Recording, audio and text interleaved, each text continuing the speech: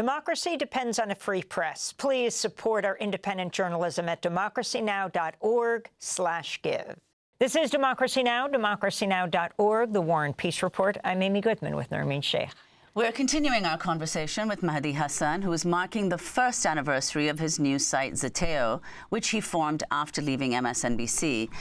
Mehdi, you've closely covered the war in Gaza as well as the Trump administration. So if you could begin on Gaza. On where we are right now? Mm-hmm. I mean, some of us tried to say that Donald Trump would make things even worse. There was a big debate during the election campaign where people understandably said, it can't get any worse. And the one thing you know about US politics is it can always get worse.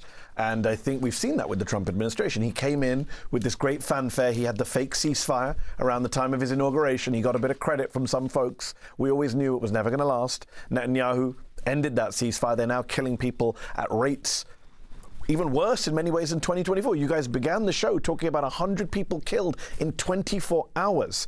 And the world is numb to that. You know, in October, November, December of 2023, it was a huge story. And today, people are shrugging their shoulders. We're talking about ethnic cleansing of Gaza, relocating the entire population. The Israeli government said this week that they will flatten everything that remains in Gaza. Netanyahu was quoted in cabinet saying that we don't want to die with the Palestinians. We want them to die alone, was Netanyahu's phrase to his own cabinet ministers. And of course, Donald Trump himself has signed off on all of this. We're now having a mass starvation campaign. During the Biden administration, it was bad enough saying, are we going to get 100 trucks in, 200 trucks in? 0 trucks have gone into Gaza since March the 2nd. You talk about the personalizing Palestinians.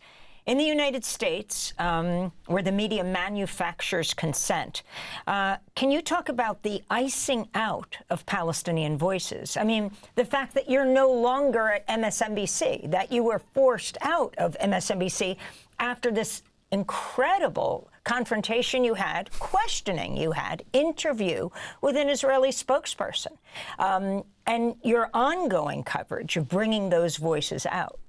So one thing I did at MSNBC, I was at MSNBC for 3.5 years, and one thing, some of my colleagues, we had Ayman Mohyeldin at the premiere of the film last night, who still has a show at MSNBC, although he shares it now with 3 other hosts. But one thing we did, and one thing Joy Reid, who's also left the network recently, had her show cancelled. Forced out of the network. And Ali Velshi, who's still at the network, thankfully, another great correspondent. Something that some of us did was to try and platform Palestinian voices. One of the problems we have, as you say, is they are iced out.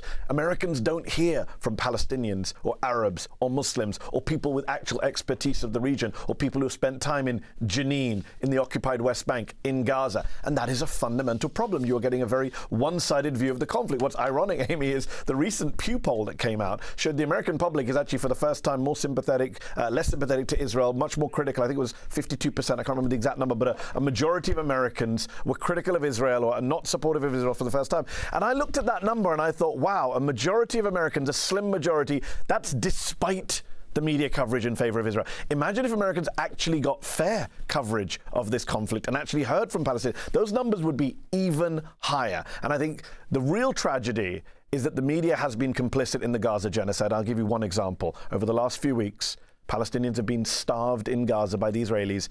And according to one study, not a single Sunday show in this country has mentioned it. Mehdi, I just want to ask you what we reported also in headlines, the Reuters exclusive, U.S.-Israel discuss possible U.S.-led administration for Gaza. Sources say they spoke to 5 people who corroborated reports that the U.S. and Israel are discussing the U.S. potentially leading a temporary post-war administration of Gaza. Your response? Kill me now is my response. Kill me now. Or do we live in an episode of idiocracy? The American government sat around, forget Donald Trump, man's an idiot, ignoramus, couldn't find Gaza on a map. But people in his administration, qualified people, sat around the table and said, what should we do about Gaza, the biggest problem in the world today, geopolitical issue? Let's do what we did in Iraq. Right, the Iraq, for those people who are watching who are not old enough to remember 2003, 4, 5, I've interviewed Paul Bremer. The Bush administration sent a viceroy, sent Paul Bremer to run the country with a bunch of kids. Some of them were out, some of them had only, there was one guy who went out to the Greens, and I famously remember, who had only run an ice cream truck in college. They sent a bunch of children and Paul Bremer to run Iraq like a colonial project. It was an absolute disaster. It increased sectarian tensions. It increased violence. It divided the country. It fomented more violent resistance. The idea that the people of Gaza, who have resisted Israeli occupation for decades, are now going to say, well, we only had an issue with Israeli occupation. We're fine with a US occupation. This is absurd. Some of us warned since October the 7th that if you really care about stopping Hamas, why are you creating the conditions for Hamas 2.0? And this is going to be Hamas 3.0, Hamas on steroids, if you create a situation where the American government, American military is on the ground in Gaza trying to control the population. I mean, don't we have an idea? What did Trump tweet out that the video, the 30-second video of with a gold statue of Elon Trump Musk, a gold statue of Trump, and then Trump and Netanyahu on the beach. He loves his AI videos of himself. It's an insane video. We all just moved on for it because there's so much happening in the news, but I'm glad you reminded that. Look, he's been consistently clear on one thing: ethnic cleansing, relocation of Palestinians, creating Gaza the Riviera. He's obsessed with the beachfront property because he's a real estate guy / war criminal endorser.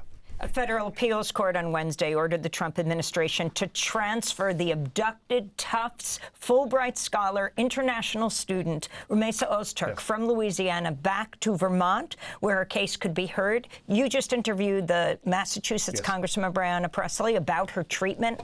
Horrific treatment. We're not just detaining foreign students in this country for speech crimes, Amy. We're torturing them too. If you listen to what happened to Badr Khan Suri, who's a Georgetown student who was also detained, the torture that he's gone through, the abuse, the sleeping on the floor, the denial of clean underwear, and now Rumeysa Ozturk. Ayanna Pressley, Congresswoman, told me that when she went to see her, she was denied health care. She suffered severe asthma attacks. She had her hijab removed without consent. I mean, Louisiana, that detention center in Louisiana is famous for human rights crimes. So why are people being sent from Vermont and Massachusetts and New York, Mahmoud Khalil, to Louisiana? That in itself is a question we should ask ourselves. We're torturing people again. So, Mehdi, in that same interview, Yeah. Ayanna Pressley said to you, this is not about the Trump administration. This is not about weathering the next 4 years. I believe this will dictate the next 100. We have 30 seconds. Your response to that? I think she's right in many ways. I think we are in that historical period. Now, this is not just about Trump. You look at the global rise of fascism and authoritarianism. You look at what's happening with Narendra Modi in India and Orban in Hungary, Putin in Russia and Ukraine, Middle East autocrats. We are in that place where a democracy, the progress we made over the last 80 years, 100 years, is at stake, very much so. And a judge just stopped immigrants from being sent to Libya on a U.S. military jet. And over 80 students were just arrested at Columbia. And Rubio said he'd pull international visas of students who are protesting. Your final thoughts in 5 seconds. Fascism isn't coming, Amy, it's here. Mehdi Hasan, the editor-in-chief of the media website Zeteo, which is celebrating its 1-year anniversary this week. That does it for our show. I'm Amy Goodman with Nermeen Sheikh for another edition of Democracy Now!